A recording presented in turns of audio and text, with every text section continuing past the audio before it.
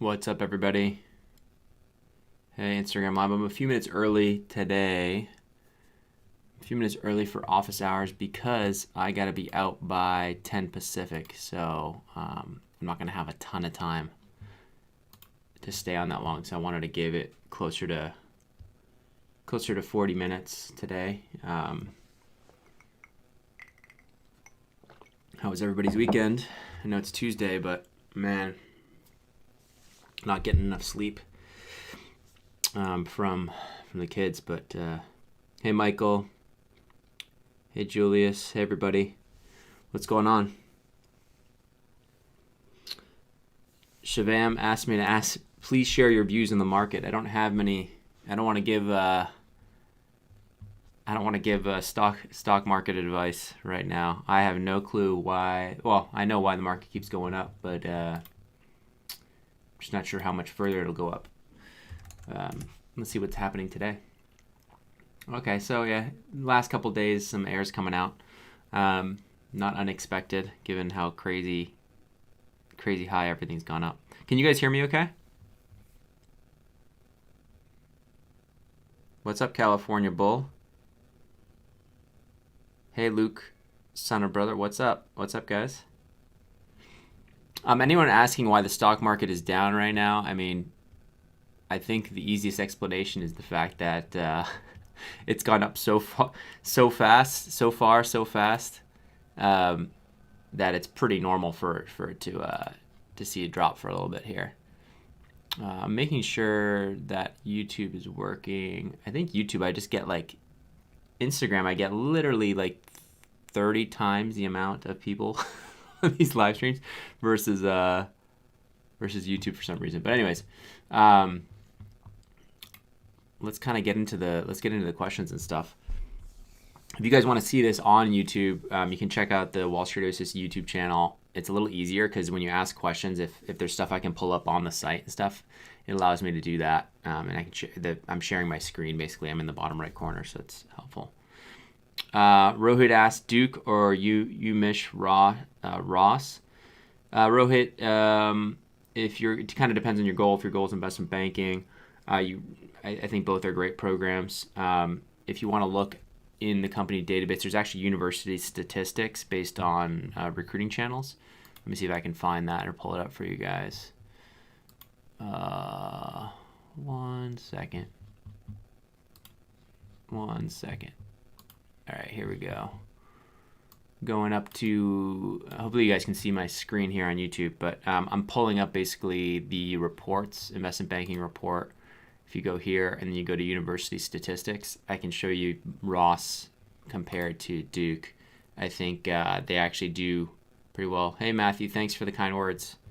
So, for example, bulge bracket, employment and recruiting trends. Basically, the way this is done is it looks at the different schools and all the submissions that come in through the WSO database. And basically, it ranks them, not so much like it ranks them based on an aggregate score over here, but I mean, you can see there's huge differences from bank to bank across, like, at UPenn, Morgan Stanley loves UPenn, but Citi and Credit Suisse don't, and Wells Fargo don't recruit nearly as much there as like Morgan Stanley does, for example. So if someone was asking about Duke and University of Michigan Ross. So you see they're literally 19 and 20 on the bulge bracket, so you can't really get much closer. That's basically a rounding error. I'd say they're 19 and 20 ranked on the bulge bracket recruiting. In terms of the other notable banks, I'm seeing, let's see here. And remember, this isn't taking into account size of student body, so that would probably push it a little bit more towards Duke, because I think Duke's a smaller class. But you can see here on the other notable banks, Michigan 6, and Duke is, where is Duke? 17. So on the bulge brackets, Duke and UMich are like hand in hand, but like if you look as a per capita, like a per student basis, I'd say Duke should be ranked higher because of that. But if you can see that clearly, if you take the whole landscape of investment banking, Michigan is tends to be placing more and getting more kids interviewed there, which makes sense. It's just so much bigger. So it's kind of a toss-up, man. Like UMich versus Duke. It kind of depends where you want to be. I'd say if you want to be East Coast and you want to be at the banks that Duke is heavily recruited at, then go there. Especially depends on like financial aid too, if that matters to you, and how much you're getting at each place. Here we go. Let's see what else we got here in. Let me pull up the chat in YouTube. Make sure I'm not missing anything here. Okay. Here we go. X Chili says, "Hey Patrick, incoming boutique analyst here. How tough would it be to end up in a bulge bracket full time, assuming I have a good network?" I assume X Chile. Incoming summer analyst. Yeah. So if you're coming in as a summer analyst, I don't think it's that hard. If you're building a good network, what I'll say is that it can get a little tricky near the end of the summer if they're giving you an exploding offer. Although, from what from the people I've talked to lately, it seems like they tend to give you some time. It also depends on what boutique you're at. If you're at like a no-name boutique, it's tough. If you're at an elite boutique, I think the transition to bulge bracket may be easier. It also depends on the yield of the full-time bulge bracket summer analyst class. So definitely not a sure thing. But if you're like keeping in touch with people at the bulge brackets throughout the summer and letting them know like you're really interested in working there, blah blah blah, and things are going well at your boutique, you make sure you just get the return offer at the boutique. I mean, that's goes without saying. Damon Fan asked me, any advice, this is a YouTube question, on what an incoming freshman should do in the summer to prep for investment banking? Unfortunately, I actually have to answer this question seriously. I say unfortunately because the recruiting timelines have shifted up so far that I actually do think prepping in your freshman year, or even going into freshman year, can really help you. Damon, I'd say if you're that far ahead of the game that you want to do IB, number one, I'd say breathe, relax. It's okay if you don't go into investment banking. It's not the end all be all, because I think that's a caveat. But if it is something that really interests you, I'd say one of the best things you could probably do is take a financial modeling training course. Take that, get it on your resume. You could also, even more important than that, is probably just start talking to people in the industry. So X Chili said, "Sorry, Damon, you're 6 years too late," which is hilarious. But no, I think Damon's right on track. One of my mentees from Monkey to Millions, Grace, she started in her freshman year, and she has she just got an offer from Blackstone, the Blackstone Real Estate Group, her top choice. She had super days at a bunch of firms because she had started so early. So the fact that going into college that investment banking is potentially on the radar, I think it's a huge advantage. But I think the most important skill you're going to develop is to actually get comfortable talking to people who are in the industry, and then just start understanding the nuances of the different banks and the different groups and the different divisions in terms of what they actually do. Damon says, "Yeah, I knew it. I should have gone to a Target kindergarten," which is hilarious. Yeah, so I think that's all I'd say is just start reaching out to people, start trying to get people on the phone, start building your network out on LinkedIn. That means basically just introducing yourself, saying, "Hey, I'm going to XYZ next year. I am interested in finance and learning more about investment banking." It's interesting. People are like, there's a guy I was reading a thread the other day, some kid who said he was a freshman or incoming freshman, just like you, Damon, that was in a discussion on hedge funds and naming all these obscure hedge funds and talking about it. So the information's out there now that if you know early enough and you're young enough, it can actually you actually can develop a very deep understanding and deep knowledge of the industry, whether it's investment banking, hedge funds, private equity funds. More importantly, the person demonstrated a nuanced understanding of those hedge funds. So if you can develop something similar in investment banking, and it's not just hey, these are the highest ranked boutiques or most prestigious, banks, and these are the ones that aren't as good.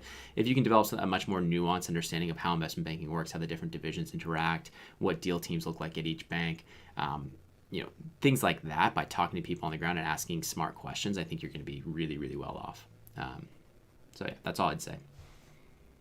And so, like, what does that look like? I actually just walk through a really detailed kind of networking, almost like a primer with Victor, my latest mentor, Monkey to Millions. That's going to be coming out, I think, next month. So keep an eye out for that, because we go like step by step in terms of how he's asking for the connection requests, how he's, what is he actually saying, where is he trying to make connections. He's a little bit older. He was in the Navy, or he's in the reserves, so he was able to kind of start making those connections. Let's see what else we got here.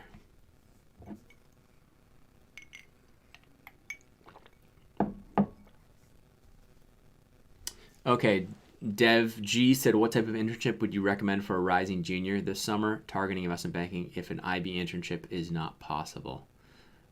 Dev, first I want to know why an IB internship is not possible. Have you contacted absolutely every single boutique, and you're just not making progress? I would do anything related to finance. So it could be corporate finance, corporate development, corporate M&A. It could be a startup in the finance division, working for free. Anything you can to just get some sort of finance experience on the resume is going to be your best bet. It's really hard if you don't get a junior summer internship to break into IB full-time.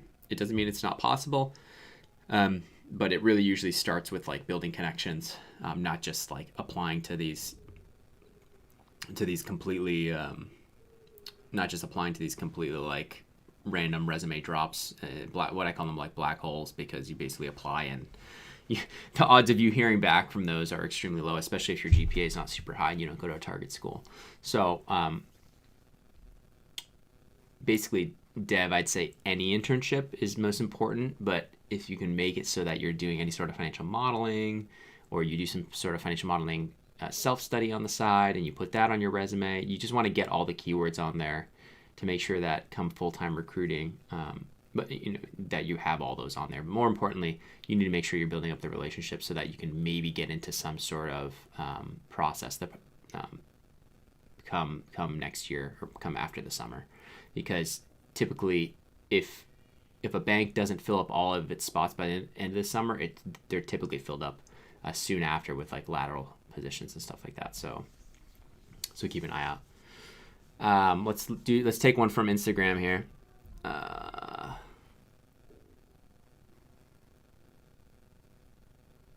Okay, Akshay says, hey Patrick, is moving to a small no-name consulting firm a good move if I want to move to MBB in the future, maybe post MBA? Currently new internal audit analyst at a Big Four.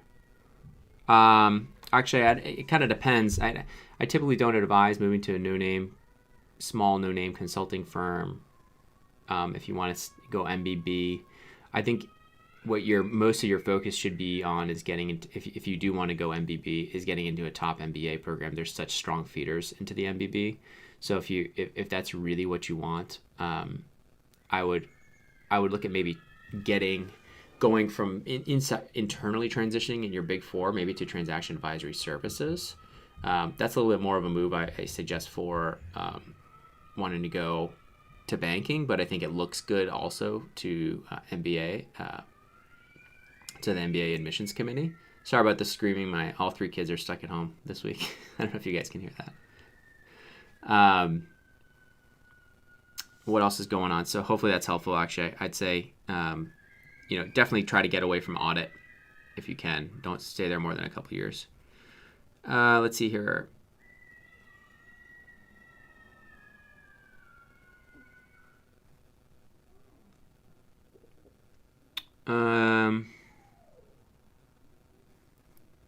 Mac Goldman says, do you know the best schools for banking in Canada? Yeah, I would just run a search on WSO, and they're Ivy.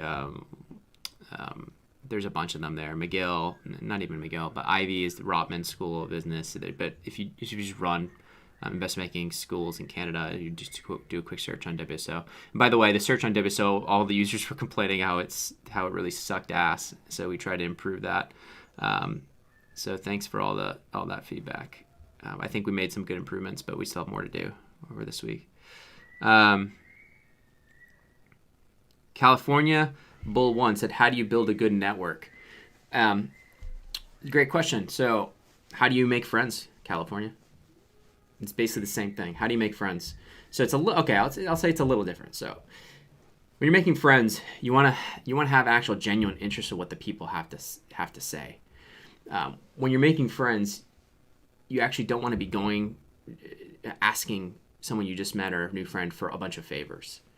When you're making friends, you actually want to provide value to those other people in terms of how you listen to them, in terms of showing that you take their advice seriously and showing that you care about them. So networking is just basically building relationships. So how do you build a good network is really how do you build relationships? And so the first thing is just knowing who to talk to. And so LinkedIn is an incredible tool that, now is available to everybody.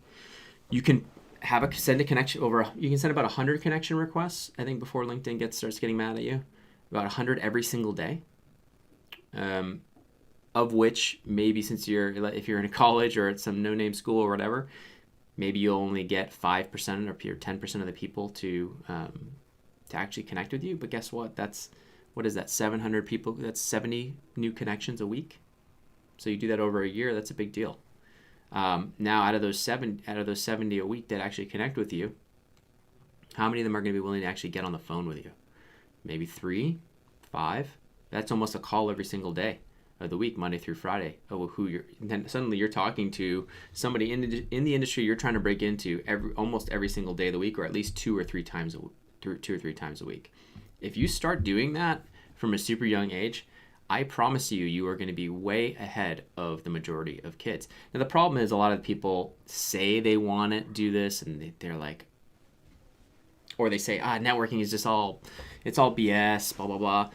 I mean, just go watch Grace's stuff. She literally just said in our last session, she's like, the dividends that all that networking is paying now, 2 years later, is just incredible. And I told her, just wait in 10 years if you keep that network warm. So really, it's about relationships. It's about especially like building the relationships when you're not looking for the internship. When you're a freshman, it's so much more valuable because people give you the benefit of the doubt. They expect you to know nothing. So if you actually go in and impress them a little bit because you've had like 10 of these calls or 15 of these calls beforehand, you actually look so much better than most people, and they'll actually remember that. And then they're more likely to recommend you when it is time for you to recruit. So that's all I'd say. Okay, back to YouTube. I have about 19 or 18 more minutes before I got to jump off. Let's see. This is interesting. Christopher says, as a current junior in college, I missed the recruiting window for bulge bracket investment banking, was able to acquire an internship doing middle market private equity. Advice on how to backtrack into IB for full-time offer post-graduation. Well, ideally, Christopher, you can get into the full-time recruiting cycle before you graduate. You don't want to be looking for the job once you graduate. It's kind of, or I see what you're saying. Full-time offer post-grad. Yeah. So I would just make sure again you're staying on top of all your connections. So you missed the recruiting window, but hopefully, well, first off, you missed the recruiting window for bulge bracket investment banking. Does that mean you're not applying to middle market investment banks? I mean, I think the one thing I'd caution people is being super short-sighted and saying, hey, I only want to work at the bulge bracket IB. Sometimes there's a lot of boutiques out there and middle market investment banks that give you an incredible experience where you're doing a ton of live deals. The what's it called? The lifestyle can be so much better in a lot of cases. Not always. Some of them are brutally tough to work at. So don't write off the middle markets. Some of them are very well respected, especially in the industry, and they can lead to great exit ops. Even lateraling to a bulge bracket if that's what you want after like a year. That's much easier once you have that kind of first year. So don't, Christopher, I'd say, given that you're not in a position to be choosy, although the middle market PE should get you looks, I would just make sure you're applying to a full range of banks, not just the bulge bracket and elite boutiques. Speaking of work-life balance, I don't know if you guys saw the article or the stats we put out on some of the bulge brackets and mental health and work-life balance. And this is just to show you guys a little bit of like the realities of the job. People talk about wanting to do this, and I'm sharing on my screen the report that we published from a survey we run yesterday for those of you who want to join on YouTube. But you can see here for first-year analysts, how many hours have you worked per week on average? The average in 2021 has been almost 84 hours, which is pretty insane. And most of the people responding to the survey were first years.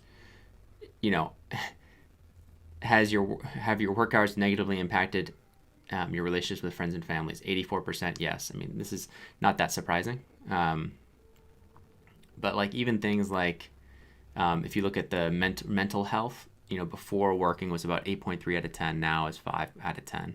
Physical health 8.3. Now is 4.9. I mean, this job has a lot of sacrifices. Even though it pays really well, it's important to keep that in mind. It's super competitive to get in.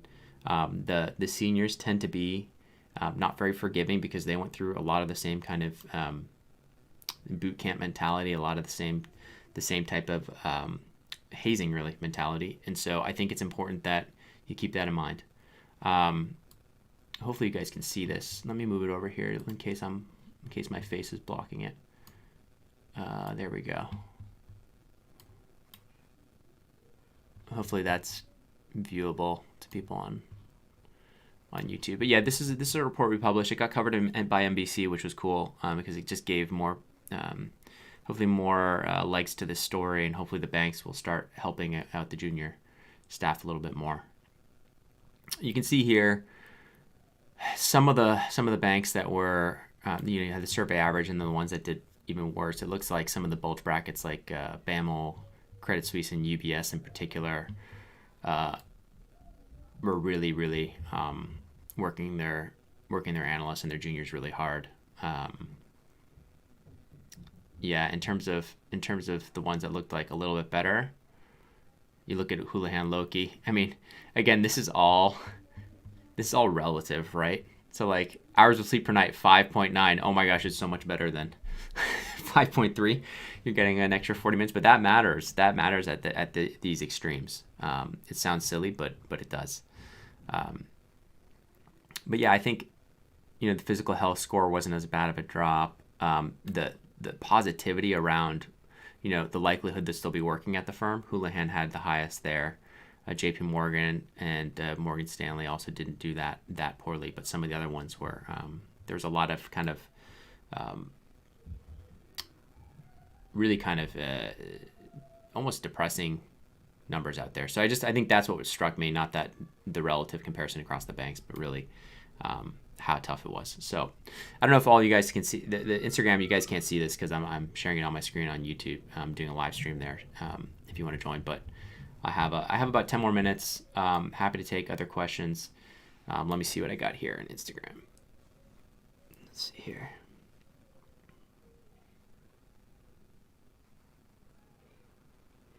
Yeah, Holly asks, Holly JC12 asks, any tips, examples for notifying your network after you have accepted summer internship? I know the street is small, but want to create a safety net. I think just being thankful and appreciative for any advice they gave you, I think is fine. It can be totally a super short message, just saying, hey Julie, just wanted to send you a quick note to say thank you again for all of your advice with X, Y, and Z. Just wanted to keep you in the loop, let you know that I accepted a summer internship at XYZ firm. I'll let you know how the summer progresses, but just wanted to send you a quick note and say thank you. Thank you for all your help. And just best regards, Holly. And I think that's fine. Just something short and sweet is a good way to just kind of keep people up to date. What I will say is you don't want to be pinging people like too much, especially if they're kind of a little bit more like acquaintance or you've only had one call with them. You don't want to be pinging them every month. I'd say it's better to kind of ping them when there's positive news like this, where like you're thanking them for the time or specific advice they gave you. And then maybe at the end, so like these major transitions where you might actually need some help, whether it's you got an offer but you want to go somewhere else, stuff like that. That's a good time to kind of reach out and kind of just let them know what's going on. Here we go.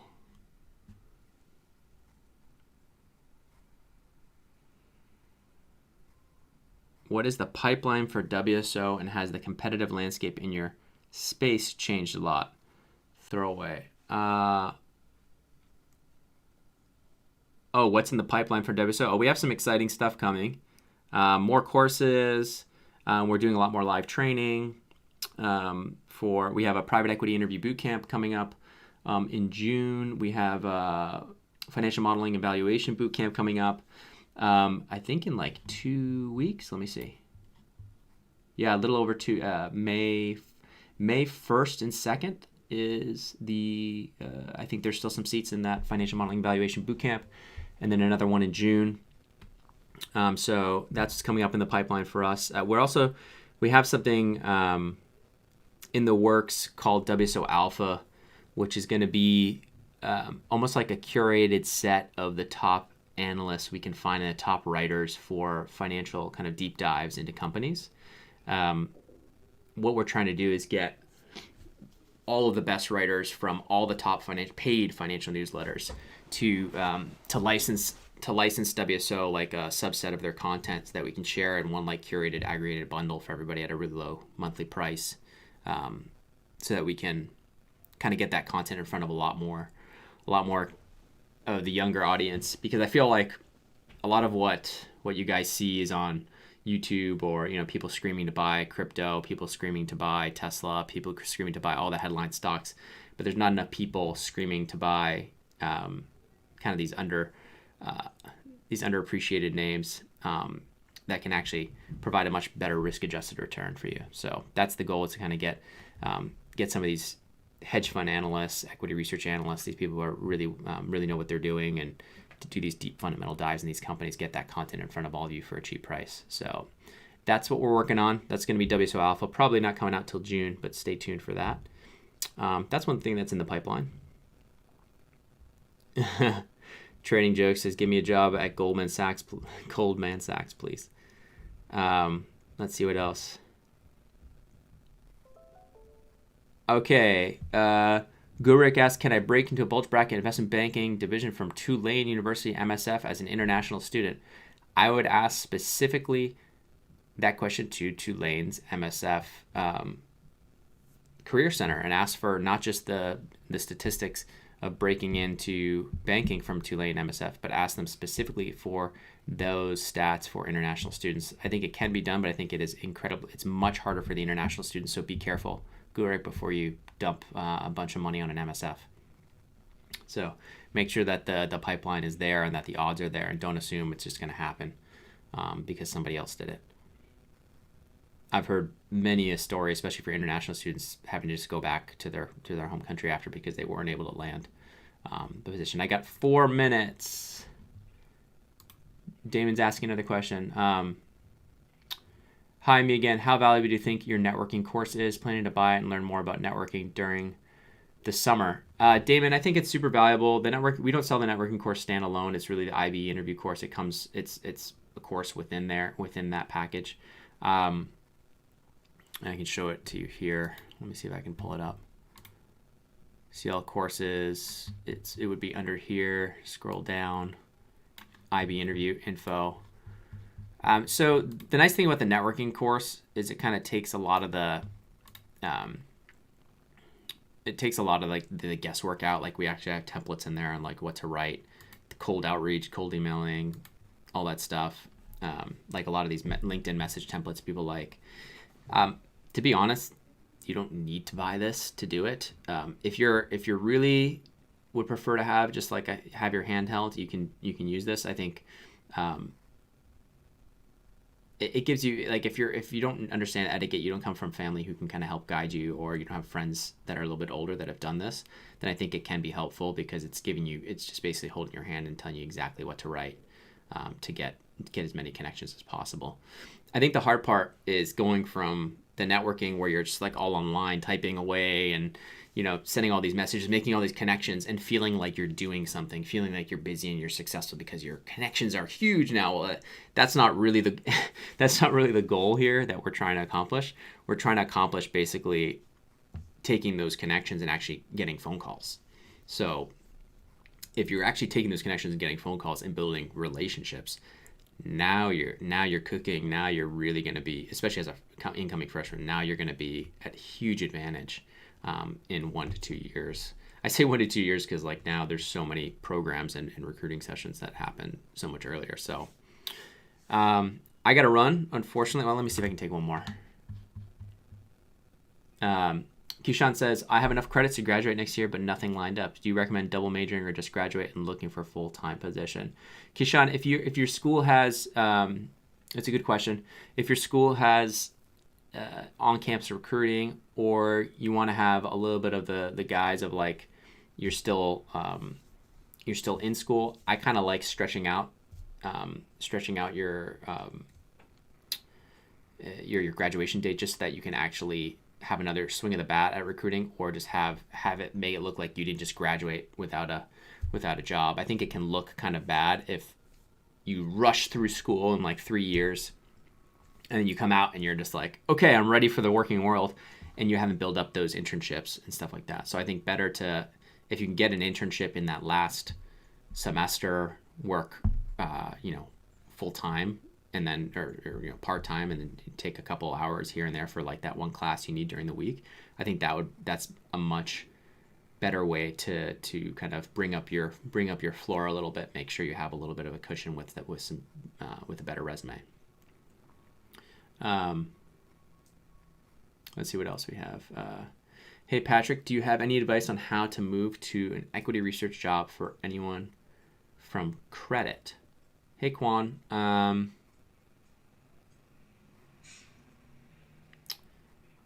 I'm not sure what part of credit you're in, like trading, or so you want to go to from credit research to equity research. So I think again, Quan, I'm not too familiar with that space, but what I would say is really it's about just the connections you make. And so I would challenge anybody who says like I've applied to 100 jobs. I'm like, how many people have you actually spoken with? And I think especially now for the younger generation who are so used to everything being digital, I think it can set you apart even more if you're willing to pick up the phone and call people. And like you actually, it could be a huge advantage because so many kids just want to just blast their resume to everywhere, but they don't really actually want to build the connections. So it's a huge advantage. So that goes to you, Quan, same thing. If you can pick up the phone, get comfortable on the phone, get comfortable making those connections.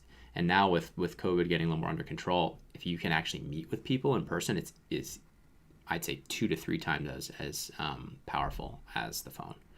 So I would say if you could meet one person a week in person and do 2 to 3 phone calls, you're on a really good path. And eventually you're gonna be able to make that transition to equity research. The other thing is, equity research is a really small kind of niche. Equity research is also, it's a small niche in terms of the number of jobs, but that's a pretty broad term, equity research. Like what specific industry, are there certain industries you're targeting? Are you an expert in that? Have you done a ton of research on it? Have you written sample reports, Quan? If you have done all that stuff and you're really good, you've built the models and you've done all that stuff, then I think building relationships, and then kind of down the road, maybe in the second thing, being like, hey, I wrote this report, just was hoping to get your constructive feedback. I'm trying to improve my skills. Eventually I want to make a transition to equity research. Hopefully it doesn't look too forward, like you're trying to ask them for a job, but you're just asking for their advice based on your work. I think that's an awesome way to go about it. Anyways, got to run. Thanks everybody for joining the WSO office hours. I'll be here again next week, same time, same place, YouTube live. Thanks everybody for joining, and Instagram live. All right, I'm finally getting the hang of this. Boomer. See you guys.